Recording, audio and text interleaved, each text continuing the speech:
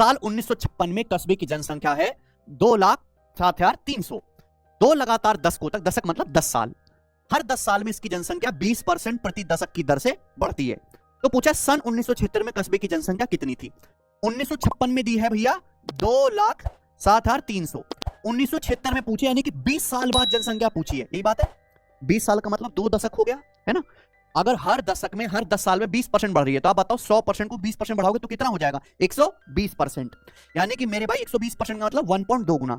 10 साल बाद 1.2 गुना हो जाएगी, अगले 10 साल बाद फिर से 20% बढ़ के 1.2 गुना हो जाएगी। तो साल 1976 में जनसंख्या ये हो जाएगी भैया।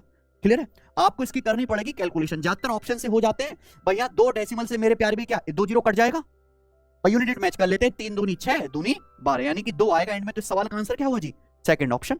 बिल्कुल इसी टेक्नोलॉजी से सवाल बना के दिखाओ। सवाल देखिए, यदि x प्लस 1 बटे x प्लस 2 6 है, तो पूछा है x प्लस 2 का क्यूब प्लस 1 बटे x प्लस 2 का क्यूब का मान बताएं। ठीक है, देखो यहां x प्लस 2 है बटे में, लेकिन ये तो x ही है।